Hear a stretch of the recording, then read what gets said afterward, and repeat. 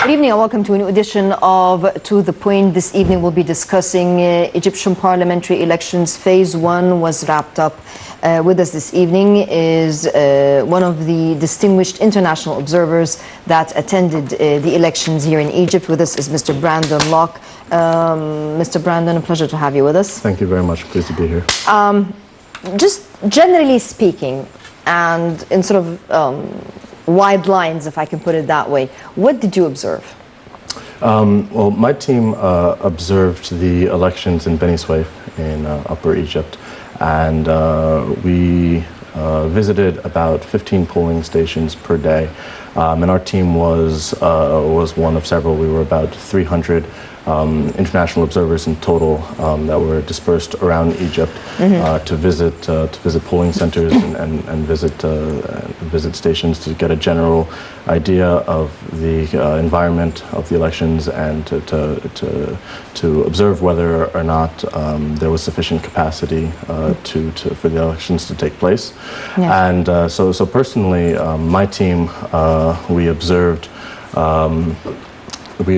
about 15 polling stations per day, and we went to these stations and we tried to conduct brief and short interviews with the judges to get an idea of how things had been going, to gauge a general estimate of a voter turnout, to gauge the participation of women and the participation of female judges in the events and things like that. So we tried to observe quite a bit of things, but in a nutshell, we were trying to gauge the environment and the capacity of the election. When you talk about we're trying to observe, what messages did you get from the judges? I mean, as far as female participation, for example. Well, what did you see? Well, that was one of the strong points that we noticed in the election, was that there seemed to be a high percentage of female voters in a lot of the elections. A lot of the election centers that I went to, we would see maybe we would stay and watch maybe 20, 30 people vote.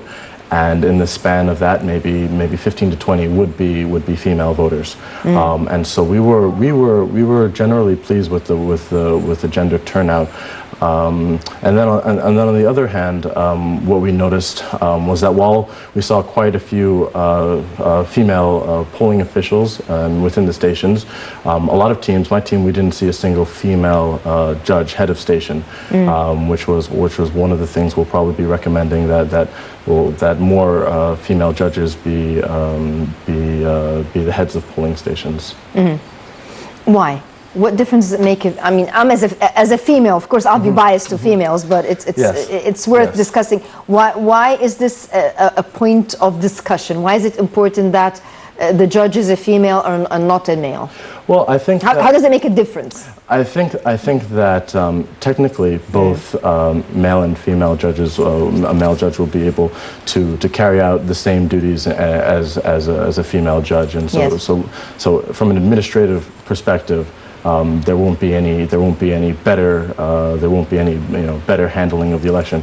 But I think it does make a difference for the voters coming in, for the domestic observers coming in, for the media coming in. When you come in and you see that the head of the polling station is a woman, and you see the woman in that position of power, I think that does make a difference for the voters coming in. Why? How?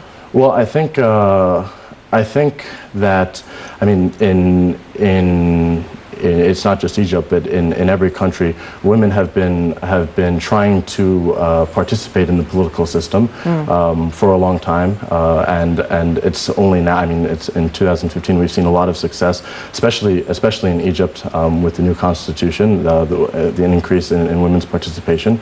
But I think that when you have more women in positions of power, even if it's for an administrative, like, figurehead type role, I think it does make a difference.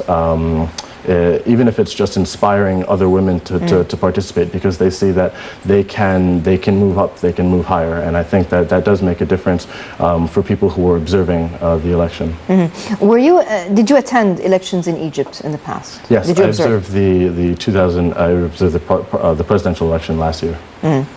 What did you notice in when the main things you observed in the presidential elections? I know I'm taking you back, but what struck you as something?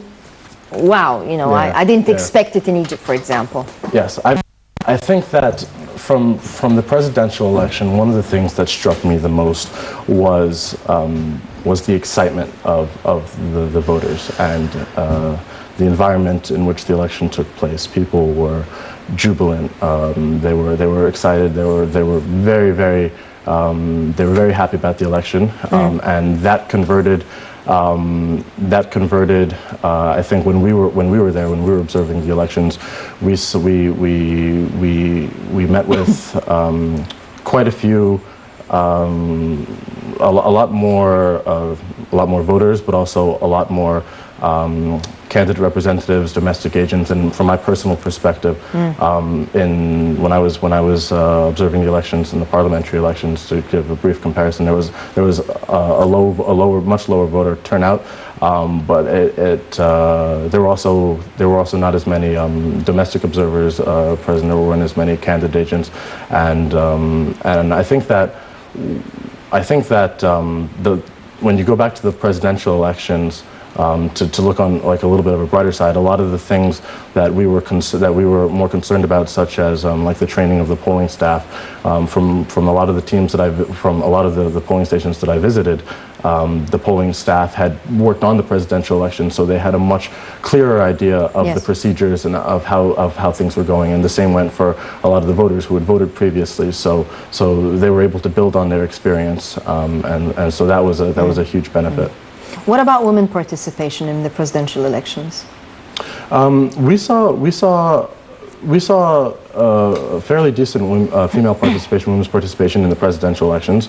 I don't remember the statistics that we had in our report, but I might go so far as to say that there may be a higher female participation in this election. Over 50% of the people that participated in the votes. Yeah, so the reason I'm raising this issue is because when you say to inspire females, and I'm with you that this should be considered more, and maybe more female judges should be present. But and when you talk about Egyptian women's participation in politics, over the past 4 years, since the January 25th revolution, as a non-Egyptian, have you not sensed that the Egyptian women represent half of the street, or represented over half of the street, literally speaking? You didn't sense this? In the sense of participation in demonstrations, in the revolutions, in the voting, even in the presidential elections, the female turnout was much higher than the male turnout. And in the parliamentary elections this time, the initial trend, so to speak, there are no final results, but yes, no, I would agree with you. That the females were more active or keen to participate, maybe. Yes, I would agree with you. But I think that, I mean, political participation, voting is one part of political participation, and I think that when you have, if you were to have more women running for office, or even getting into more judicial type positions as well, I think that also plays a role. That's also part of political participation as well. What else did you notice? I mean, what recommendations would you give? We finished phase one locally, and we finished the international or Egyptians living abroad voting. What recommendations would you give? We have a month to rectify, maybe, if we can put it that way, any problems which you might have seen in phase one. What do you think we should do to make sure that phase two maybe is more fruitful? I think that some of the observations that our teams made over the past during the 2 days of the elections were that there was a significant amount of campaign materials around and outside the polling stations and even sometimes inside the polling stations, which should be something that can be fairly easily changed. We also saw in some stations there weren't voting instructions up on the walls just outside of the polling stations, which can be very important for a lot of people who are voting for the first time. What about the staff working inside? Did you not notice that they would tell the voter the instructions? Yeah, we did. Because I voted and I was told that this green slip you choose and and we did see. I was told that. I saw a lot of people who had questions. The judges were very helpful. They were very helpful in assisting illiterate voters and disabled voters. The staff, all the staff I saw, they were very receptive. They were very welcoming, and they were very keen to help anyone who needed help. I think that going back to like not necessarily staff, but we had a little bit of trouble with some of the security outside of the stations. In two of the stations that I went to, we had trouble accessing in the sense that we weren't permitted to enter. Why? Did you ask why you're not permitted to enter, even though these are rules for all polling stations, supposedly? Yeah, I think that the security forces who were there had just received different instructions as to the access permissions that we had as international observers, whether or not we had explicit written permission or not from the HEC. And I think that on the second day, a lot of these confusions were cleared up, and we didn't have as much trouble. But I think that the training of the security forces outside and around the polling stations is something that's very important. Just for not only for the international observers but also for the domestic observers. We'll get back into the word training in a few moments, but before we do so, we have with us on the line Dr. Yomn Hamai, who was a former member of the Shura Council and one of our cherished guests here on To The Point. Dr. Yomn, how are you? Or Yomn Hamai, how are you? Dr. Yomn?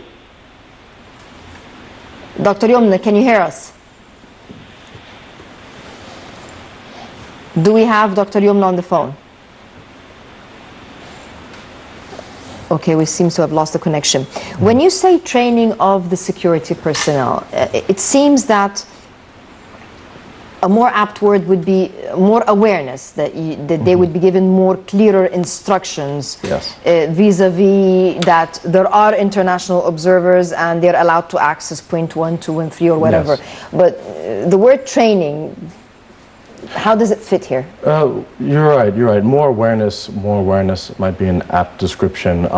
But the word training could be used in perhaps like a brief a session or a I don't want to say a course, but just an explanation period, an obligatory explanation period prior to the elections to just explain all the all the necessary procedures, and I'm sure that they do receive. I'm sure that because you know their main goal is to make sure that there are no problems in the polling stations from a security perspective, not really to deal with voters or observers, of course, per se, not to deal with those who participate as much as it's to ensure that when you're inside, you're safe enough. Let's put it that way. Of course. How about the voter turnout? How did you see it comparative to the presidential elections? From what I observed, the voter turnout was a little bit less than the presidential elections. We saw, and I was observing in the government of Beni Suef, and we saw in some areas, perhaps I think the time of day really matters, because when we were going, sometimes we would wait quite a bit for people to come. Whereas but then on the other hand, if we went a little bit later in the day, we saw some areas with very long lines. So I think the time of day where we witnessed, where we observed,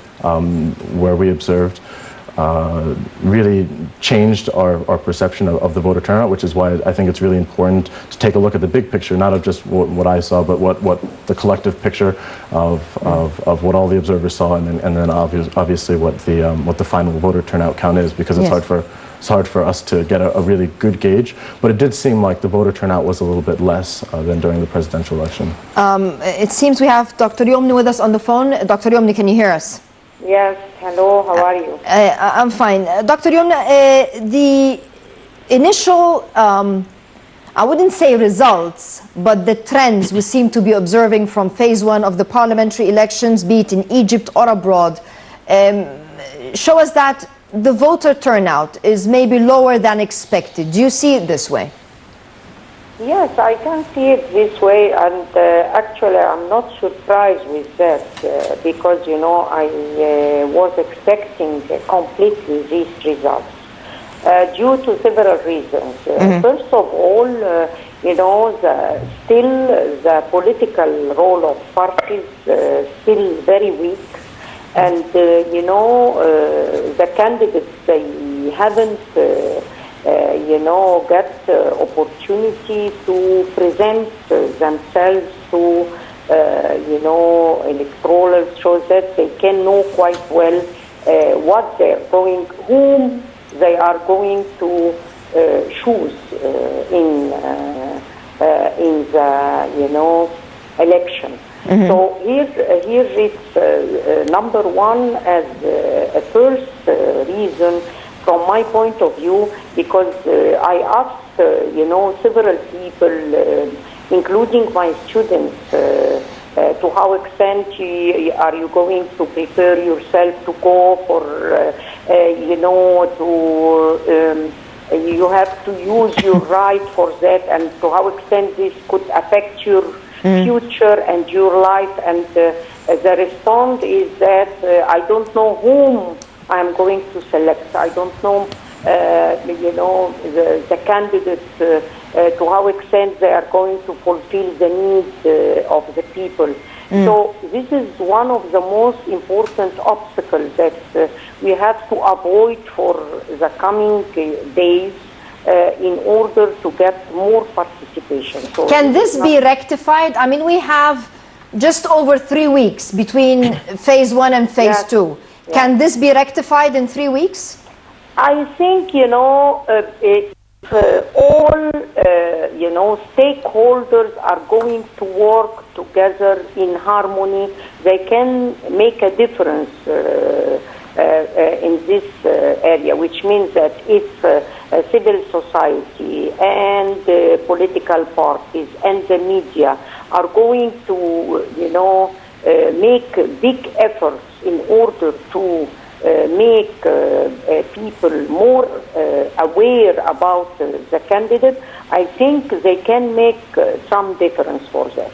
And I hope that, you know, all assume their responsibilities, because this is a very important challenge that Egypt is, you know, addressing nowadays. But at the same time, if you, Dina, evaluate the results of the first phase of election, I think it's to a large extent promising from several perspectives.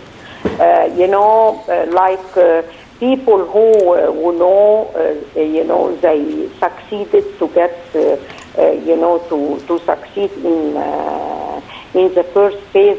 I believe, you know, that taking into consideration that we have a perception that money is always talking, as the people who are having money, they are going to succeed in the election.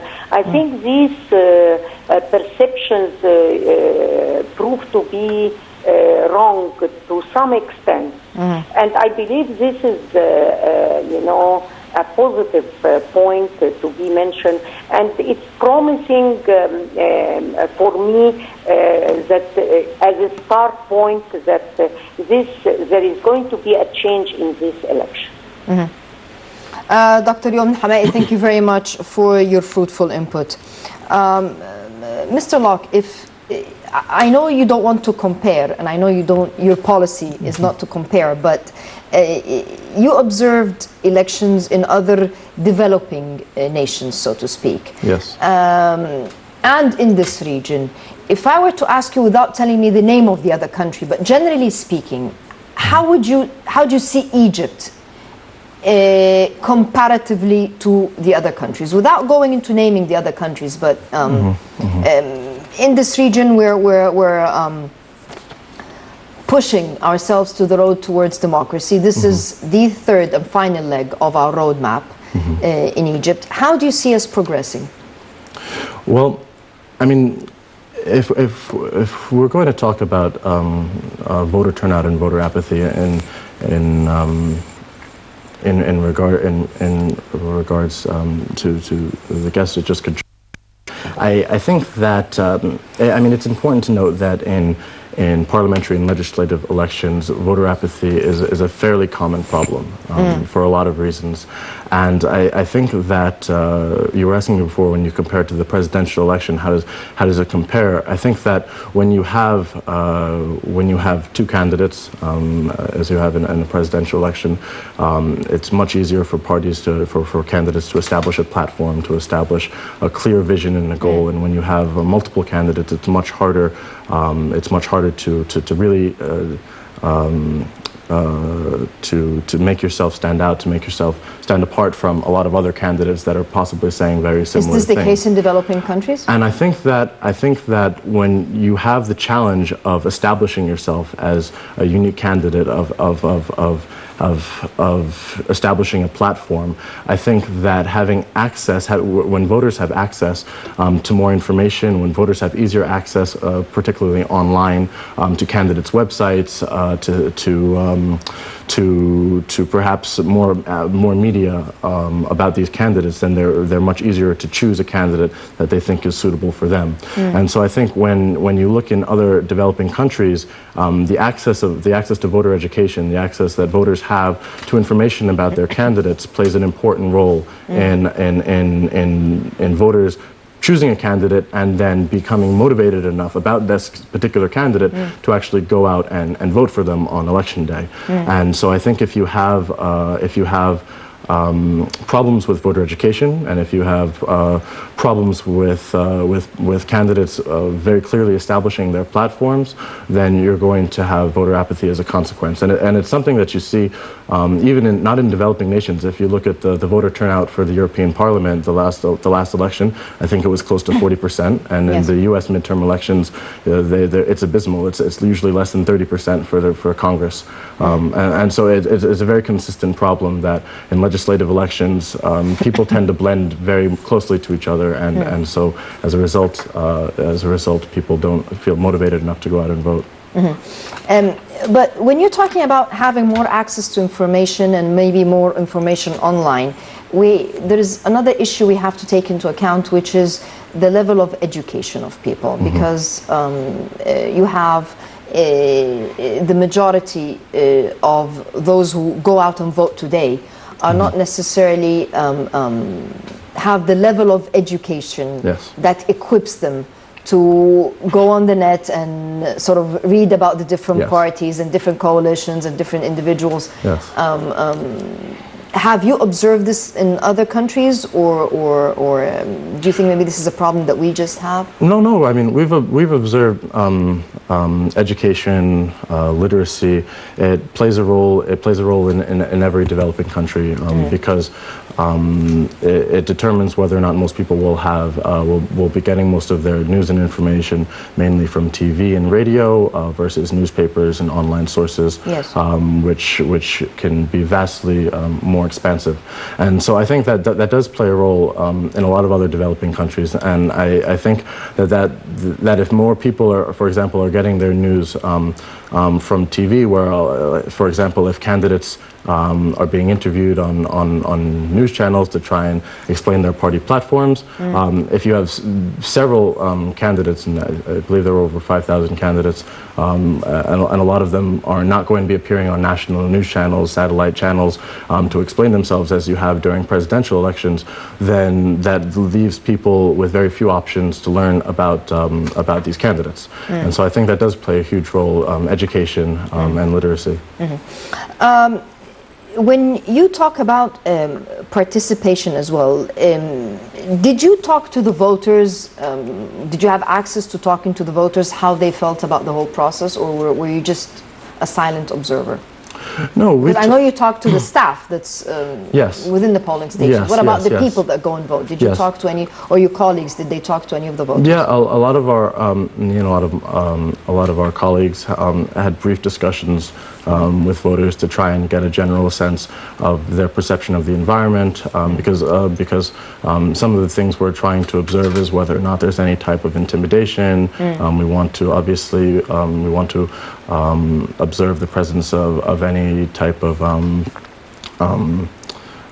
influencing of any individual's vote and things like that. So we did have brief discussions, and I believe that a lot of the people who did go out and vote perhaps had, a little bit more conviction. So I had some very pleasant conversations with a lot of voters who had a candidate who had very clear reasons for why they wanted to vote for their candidate. But perhaps the conversations you could only imagine would be the people who aren't voting, and the people who weren't there at the polling centers, and I didn't personally speak with anyone who wasn't voting, who could give that perspective. Those who were voting, did you sense that it's out of their own free will? Are they convinced of what they're doing, or are they intimidated? No, the people who were voting. Because in the past we're honest about it. In the past there was intimidation. For the revolution there was intimidation.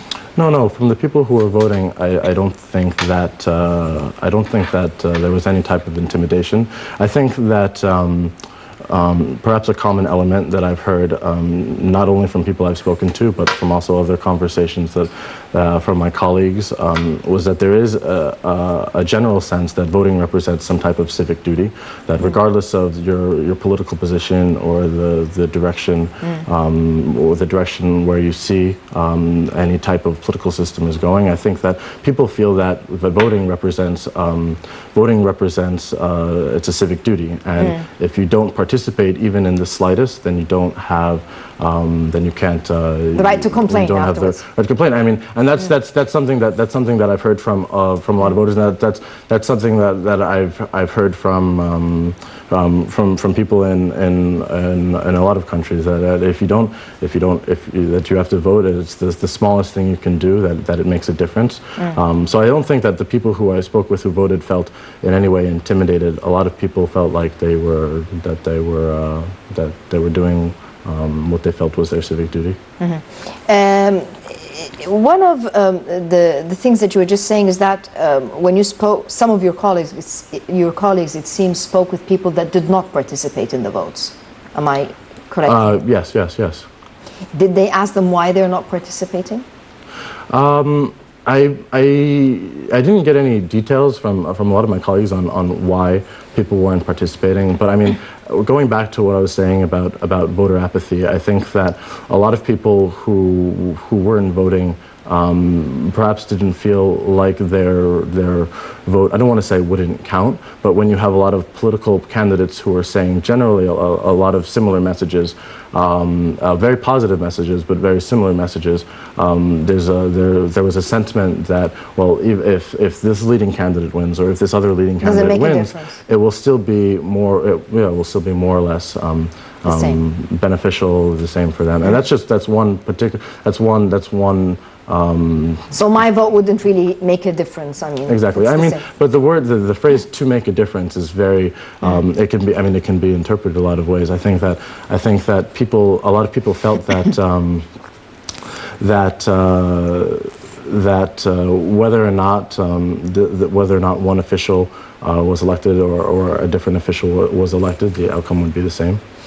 Did you sense that there is intimidation by the part of the government or the executive office here in Egypt, that there's an influence that the government is meddling somehow in not the voting procedure, but in the process of people going.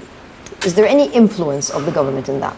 Not from what we observed. What we observed especially at the polling stations was that everyone, all the authorities, the people in position of power, there was we didn't observe any tampering of the ballot boxes, any type of intimidation. We didn't observe any type of influencing which one you should vote for. Exactly, we didn't observe any no, nothing like that at all. And that was a very good sign that we received absolutely no types of complaints like that. What about I know this may be a difficult question for you to answer as a non-Egyptian, but what about the socio-economic levels? I mean, did you feel that the people that turned out to the voting stations were the intellectual, educated ones? Were they a mix, the poor, the rich? I mean, I know it's difficult maybe to qualify people that way when you're not fully aware of them. Generally, did you sense a specific trend? No, other than the gender balance, which was much easier to observe. I can't say that I really observed any type of socioeconomic difference in regards to the types of people that were voting. Obviously, I was in larger cities in some areas and smaller villages in other areas, so there was that to take into consideration. But I don't think that really played a role from my perspective in who was voting.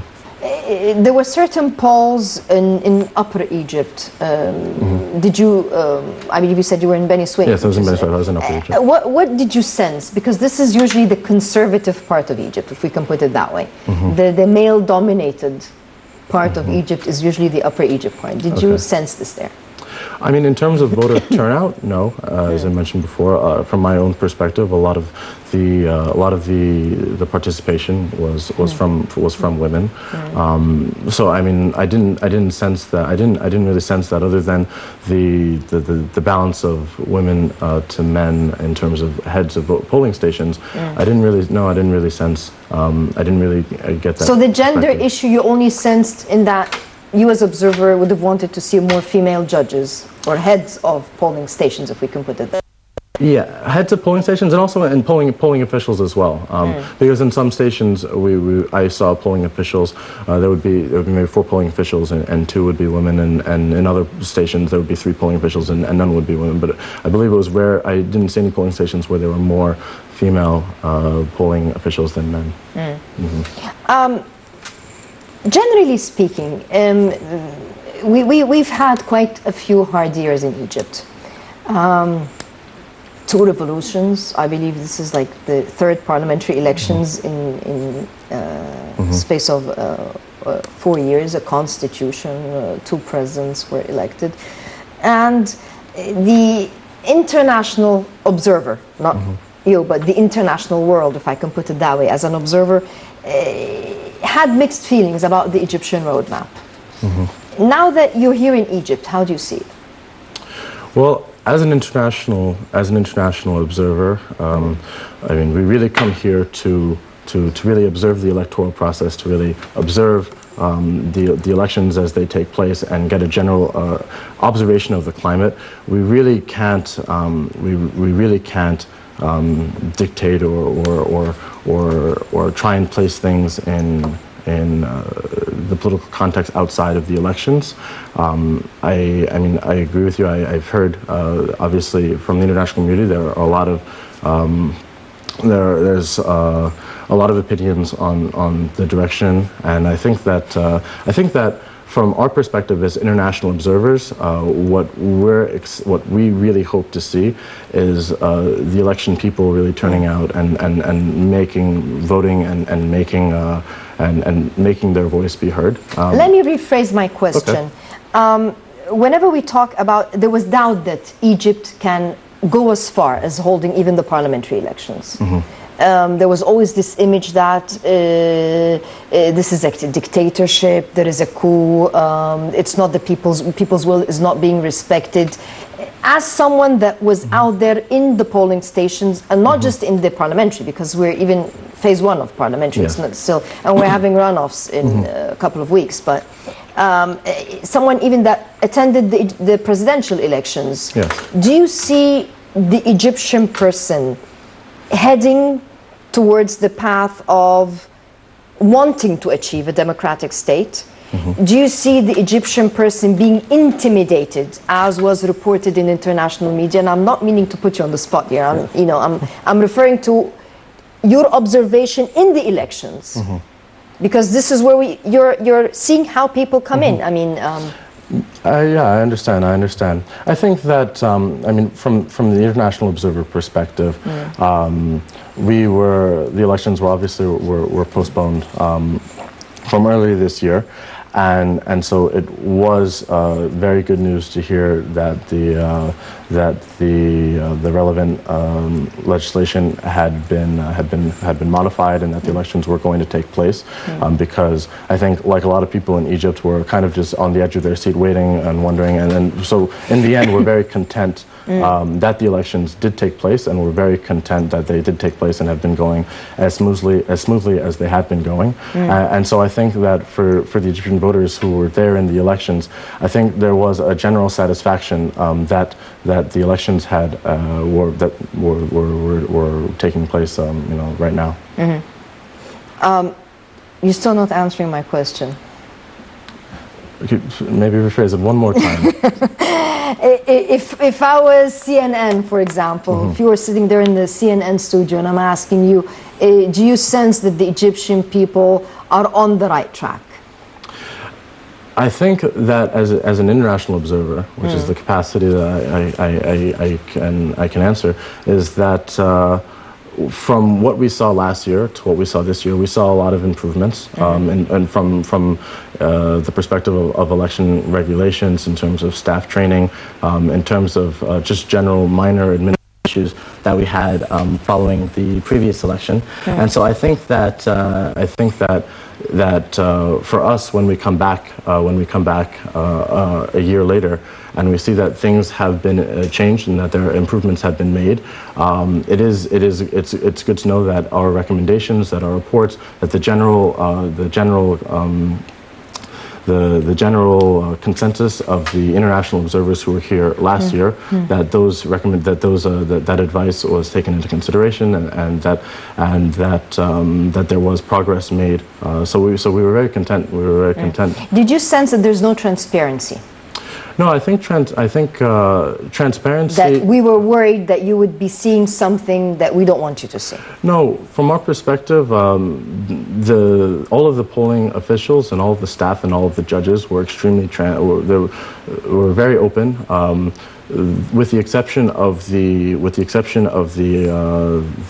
polling centers that we weren't able to visit, which I don't believe had anything to do with transparency. It was more lack of awareness. Lack of awareness, yeah. and a bit of confusion as to the role that the international observers were playing. I didn't get the sense that there was any type of there was any lack of transparency. I think that one of the things that we did notice was that some of the polling officials and the staff within the center weren't wearing badges, which according to the election legislation is completely up to the discretion of the judges. But it did for observers and perhaps for voters in the room, it could be helpful to know who is who and who's playing what role, who's actually working in the station, who's just a voter, who's the head of the judge, and I believe that all officials are issued very clearly observable name tags, color-coded badges. Yes. International observers are given the red, and domestic observers are given green. So I think that if more of the staff were wearing the name tags, because from what I witnessed, there weren't many people wearing them at all, so we weren't sure who was playing what role. I think that would add a level of transparency to the elections as well. With us on the line is Dr. Hassan Wagih, who's a professor of political science at Cairo University. Dr. Hassan, can you hear us? Yes, Al-Azhar University. Al-Azhar, I'm sorry. Dr. Hassan, how do you see the voter turnout, not in Egypt, but maybe Egyptians living abroad? 30,500 or so turned out to the polling stations. How do you see that? I think it is the result of, as you see it, The motivation, I cannot talk about how it is outside Egypt, but I can tell you my impression inside Egypt. And I'd like very much to ask the very dear guest you have about their work. Would they consider the turnout as something very important in their observation, or they wanted only to look at the procedures and the transparency and the things that you have been talking about? This is my question to be answered. But my impression of what happened in Egypt and inside Egypt is that we had so many interpretations, several interpretations. You know, a taxi driver yesterday said, would the next parliament bring prices back? So there is economic hazard, economic perception of the thing. You have different. I think it's the dollar versus the Egyptian pound issue. Some say the timing of that decision might not necessarily have been very good. Yeah, but you know, it was the discount came, or when we get the pound down, it's the night of the election. Okay, the timing is very critical here. Also, you have the parties, and you have the legal points that we discussed and then refused and then reformed and etc. etc. We have several interpretations of the turnout. So my real question for your very dear guest here. About the turnout. Do they care about the turnout and their procedures, or just what they have been talking about? Thank you, Dr. Hassan. Thank you.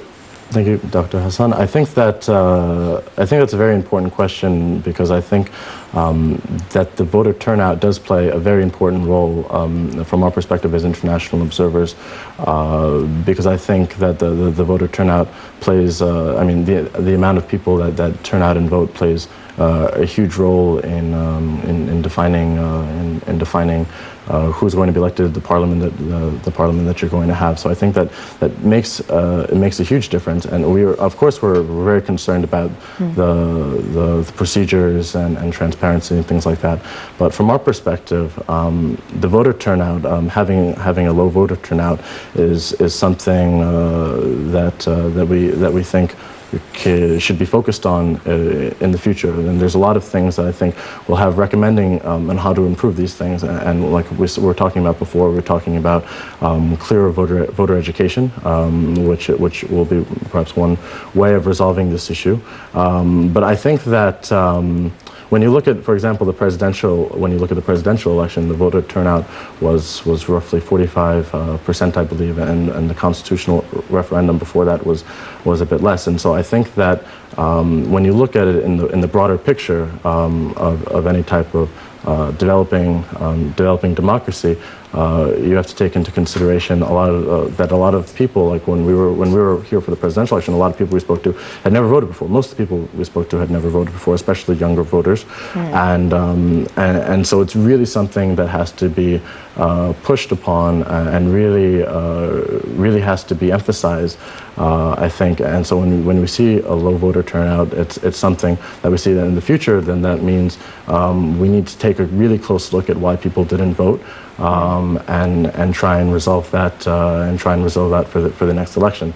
So I don't want to say that when there's a low turnout of voters in a state in the United States, for example, and I'm saying the United States because I'm assuming this is your mother. Yes, I'm from New York City.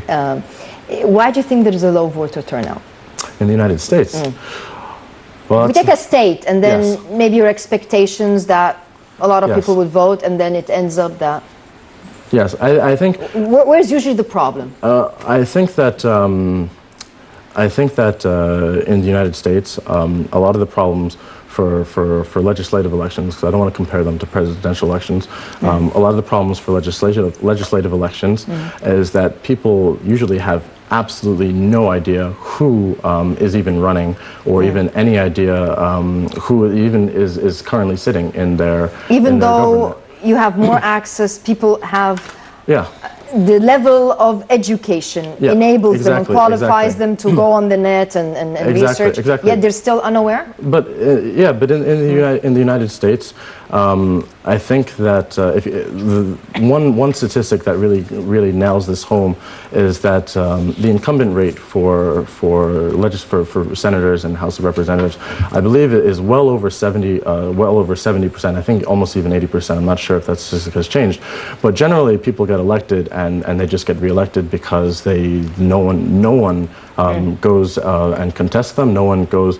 Anyone who is contesting them is not well known enough, and so people just generally get elected and they can sit for 10 years. 20, 30 I know, years. I don't want to go into names, but I know certain senators have been... Of course. And so I think that the general outlook or the general perspective of the way that the government works is that there's one branch and that there's an executive branch, and that's very important. People go out and vote for the president because it's obviously it's simpler, it's figured, and people maybe usually presidential elections are easier to because the choice maybe is not that diverse. So I think in the United States, people maybe underestimate the importance of congressional elections, and they underestimate the importance of how much a parliament really matters and how much power that a parliament can have in dictating the direction of the country. And that's something that you see in a lot of countries where people don't necessarily understand how much power Parliament has, and it's 1/3 of the branch of government in most countries, and so it is equally powerful as the president, but people don't necessarily see it as that because there's so many people, and it's hard to conceptualize 500 people voting together, as equally powerful as one person of the judiciary.